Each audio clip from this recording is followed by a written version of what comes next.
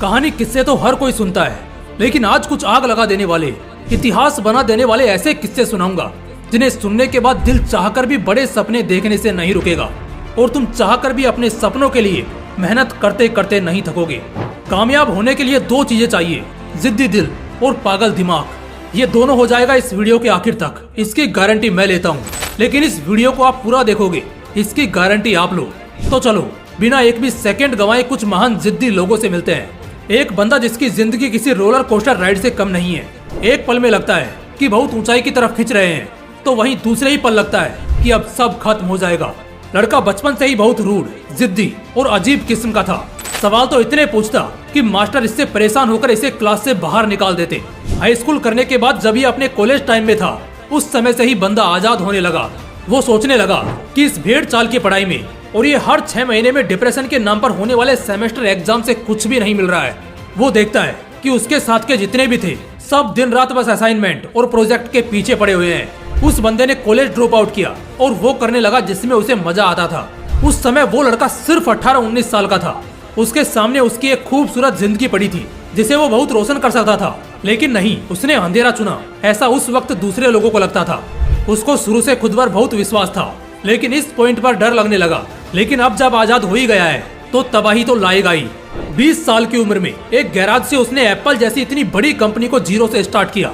अपने बवाल इनोवेशंस और टीम एथिक के योगदान से अगले 10 साल में कंपनी 2 लोगों से अब $2 बिलियन तक पहुंच गई। लेकिन तभी उसे निकाल दिया गया। हाँ, उसे खुद उसकी बनाई हुई कंपनी से निकाल दिया गया।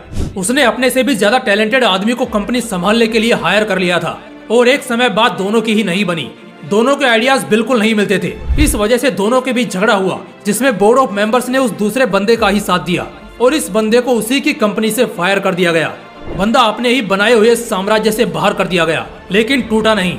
एक नई कंपनी बनाई जिसे एक बार फिर उसने अपने तगड़े इनोवेशंस के दम पर इतना तेजी से ऊंचाई पर पहुंचाया कि एप्पल की हवा अब टाइट होने लगी। ये बंदा इतना जिद्दी था कि किसी भी प्रोडक्ट पर तब तक काम करवाता जब तक वो प्रोडक्ट दुनिया का सबसे परफेक्ट प्रोडक्ट ना बन जाए। और यही कारण था कि अब उसकी नेक्स्ट कंपनी भी बुलंदियों पर चलने लगी। फिर एप्पल ने नेक्स्ट कंपनी को खरीदने का ऑफर किया। इसके साथ ही अब स्टीव को दोबारा एप्पल के सीईओ के रूप में ऑफर मिला, जिससे अब वो अपनी कंपनी के साथ दोबारा जुड़ सकते थे। बंदे ने हाँ किया और दोबारा एप्पल को उसकी बुलंदियों पर पहुंचाया और बन गया सदी का सबसे जिद्दी एंटरप्रेन्योर, जो अपनी जिद से किसी को भी हिला सकता था। ऐसी जिद चाहिए जो जिगरा दे कॉलेज ड्रॉप आउट करने के बाद भी उस डर से लड़ने का। ऐसी जिद चाहिए जो हिम्मत दे बड़े सपने देखने की। ऐसी जिद चाहिए जो बेइज्जती का बदला लेने की ताकत दे। जिद बहुत बड़ी चीज होती है।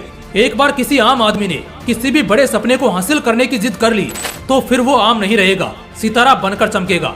इसी जिद और पागल लोगों की इतिहास रचने वाली कहानी में मैं आपको एक और शख्स से मिलाता हूँ और आप इसे जरूर जानते होंगे, लेकिन जानना इम्पोर्टेंट नहीं है, इम्पोर्टेंट है खून खोलना। जब हम ऐसे महान लोगों की पागलपन वाली कहानी सुनते हैं, फेलियर फेलियर और सिर्फ फेलियर, लगातार फेलियर मिलते रहने के बाद सक्सेस हासिल करना तो फिर भी एक इंस्पायरिंग जर्नी होती है। और जितने भी लोग सक्सेसफुल होते हैं उनमें से मोस्ट ऑफ इसी फ्लो में जाते हैं, जबकि कुछ लोगों की किस्मत में चांदी होते हुए भी स्ट्रगल करना पड़ता है। अगली कहानी कुछ इसी तरह की है। जी हाँ, ऑनलाइन पब्लिकेशन में इतना बड़ा नाम कि जब वो सेल हुआ तो उसका वैल्यूएशन $315 मिलियन था। जी हाँ, एक लड़की शुरू से बहुत इंटेलिजेंट और क्रिएटिव, फैमिली की फाइनेंशियल सिचुएशन भी बहुत अच्छी थी। बहुत कम उम्र में कैम्ब्रिज यूनियन यूएस में तीसरी वुमेन प्रेसिडेंट बनी। जो पहली किताब उसने लिखी वो one of the best selling किताब रही। इसके अलावा कई आर्टिकल्स जिसे उसने लिखा सबको बहुत अच्छे रिव्यूज मिले। इसी बीच उसकी मैरिड लाइफ में प्रॉब्लम आ गई, जिसके बाद वो बहुत स्ट्रेस में रहने लगी, लेकिन लिखना उसने कभी नहीं छोड़ा और बस अपने इसी एक्स्ट्रा ऑर्डिनरी टैलेंट के दम पर उसने अपना ऑनलाइन पब्लिकेशन स्टार्ट किया। उससे पहले जब उसने अपनी सेकेंड बुक पब्लिश की तो उसे 3 दर्जन यानी 36 पब्लिशर्स ने रिजेक्ट कर दिया।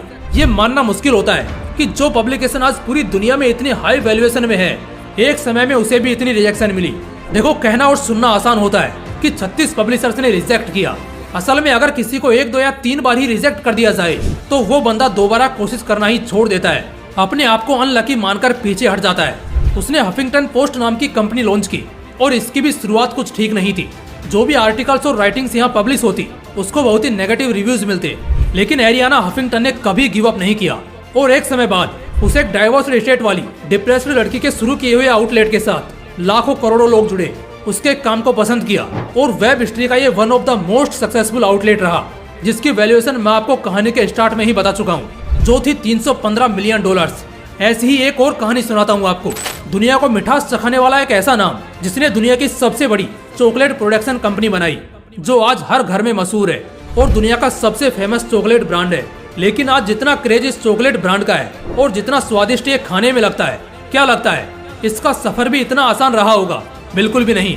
एक बंदा जो बचपन से ही एक एवरेज स्टूडेंट रहा, जैसे तैसे अपनी पढ़ाई पूरी करके 30 साल की उम्र में वो बंदा एक कारोबार में हिस्सा लेता है। ये बिजनेस कैंडी बेचने का ही था। जब उसने पहली बार कैंडी बिजनेस स्टार्ट किया था, उस समय वो बुरी तरह पिटा, पूरा बैंकरप्ट हो गया, उसका दिवालिया निकल गया। ये शब्द है ना बैंकरप्ट, सुनने में जितना नॉर्मल लगता है, जब असल में होता है ना तो बड़े से बड़े महारथियों की भी फट जाती है, क्योंकि इसमें बदनामी, हौसला, पैसा, पूंजी सब एक साथ दम तोड़ते हैं। खैर, अगले 6 साल तक वो कड़ी मेहनत करता रहा, पैसा बचाता रहा, खुद को संभालता रहा और फिर पहुंचा न्यूयॉर्क, एक बार फिर बिजनेस की दुनिया में कदम रखने। न्यूयॉर्क में उसने अपना दूसरा और एक बार फिर कैंडी बिजनेस शुरू किया, लेकिन इस बार भी हाथ कुछ नहीं लगा। वो बंदा फेल हो गया। 2 बार बुरी तरह पिट चुका था, लेकिन वो हार मानने को कहाँ तैयार था। वो शांत रहा और अपना काम करता रहा।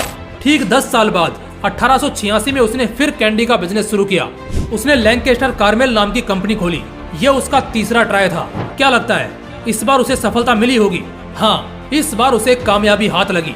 इस बार अपनी पुरानी गलतियों से सीखकर और कुछ बहुत स्वादिष्ट बनाकर उसने खूब मुनाफा कमाया। लेकिन अभी तो उसने जरा सी उड़ान भरी थी, पूरा आसमान अपने नाम करना तो अभी बाकी था। कहानी आगे बढ़ती है जब कुछ सालों बाद 1893 में शिकागो में वर्ल्ड कोलंबियन एग्जीबिशन हुआ, जहां पर इस बंदे ने चॉकलेट बनाने वाली पूरी प्रोसेस को देखा। अब तक ये बंदा सिर्फ कैंडी पर अपना बिजनेस बना रहा था, लेकिन चॉकलेट की कोई इतनी बड़ी कंपनी को आसमान छूते उसने उस वक्त नहीं देखा था। इसके दिमाग में अब एक चॉकलेट बनाने वाली कंपनी खोलने का ख्याल आया। कुछ सालों बाद साल 1900 में ये बंदा अपनी उसी candy production company Lancaster Carmel को $10 लाख में बेच देता है और इन सारे पैसों से वो अपने बर्थ प्लेस के जगह करीब 1200 एकड़ का एक फार्म खरीदता है और चॉकलेट बनाने वाली कंपनी हेर्शेज को शुरू करता है।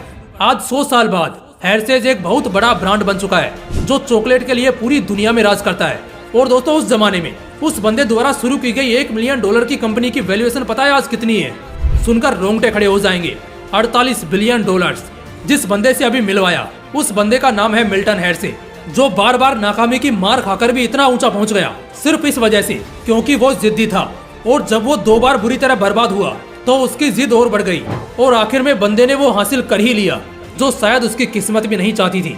अगली ऐसी ही एक और बवाल कहानी सुनाता हूँ। एक ऐसा नाम जो दशकों तक दुनिया का सबसे अमीर आदमी रहा, जो दुनिया का सबसे बड़ा बिजनेसमैन कहलाता था। इनफैक्ट वो दुनिया की सबसे बड़ी कंपनी का मालिक है। हाँ, मैं बात कर रहा हूँ कई सालों तक वर्ल्ड रिचेस्ट मैन के पोजीशन पर लगातार बरकरार रहने वाले बिल गेट्स की। सालों से बेशक ये दुनिया के सबसे रईस शख्स रहे और इन्होंने माइक्रोसॉफ्ट जैसी इतनी बड़ी कंपनी बनाई, लेकिन क्या लगता है इनको ये सक्सेस एक दम से मिली थी? तो ऐसा बिल्कुल नहीं था। बिल गेट्स ने अपनी पहली कंपनी को चकनाचूर होते देखा है। वो कई रातों तक सोए नहीं थे।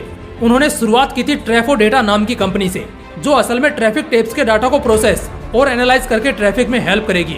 उन्होंने अपने बिजनेस पार्टनर पाउल एलन के साथ इस आइडिया पर काम करना शुरू किया, लेकिन ये लोग बुरी तरह बर्बाद हो गए।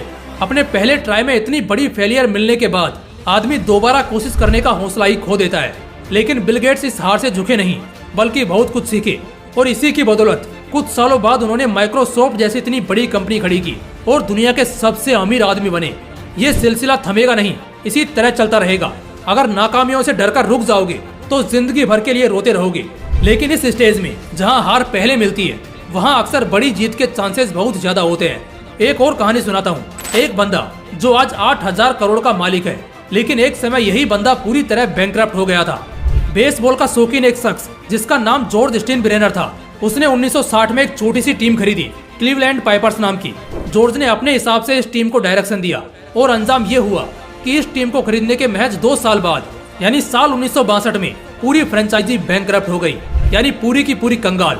इस इतनी बड़ी हार का इतना बुरा असर पड़ा कि कई सालों तक जॉर्ज में वो हिम्मत दोबारा नहीं जागी। कुछ सालों बाद साल 1970 में जॉर्ज ने दोबारा इस टीम को प्रैक्टिस कराया और इस बार भी लगातार स्ट्रगल करना पड़ा और कई बार करारी शिकस्त मिली। 1980 और 1990 के दौरान इस टीम ने बहुत सारी हार झेली। इस वजह से जॉर्ज को बहुत क्रिटिसिज्म मिला, लेकिन जॉर्ज ने हौसला नहीं खोया। उसने बहुत से कंट्रोवर्शियल डिसीजंस लिए, जिसके बेस पर उसने खतरनाक कमबैक किया और फिर जो हुआ वो इतिहास में हमेशा के लिए दर्ज हो गया। 1996 से 2003 तक उन्होंने 6 वर्ल्ड सीरीज अपने नाम की और ये एक रिकॉर्ड सेट हो गया बेसबॉल की हिस्ट्री में। यही टीम जो इतने सालों से लगातार हार झेल रही थी, कंगाल तक हुई, अब यही टीम बेसबॉल की सबसे प्रॉफिटेबल टीम बन गई और इसके ओनर की नेटवर्थ आज के समय 8,000 करोड़ से भी ज्यादा है।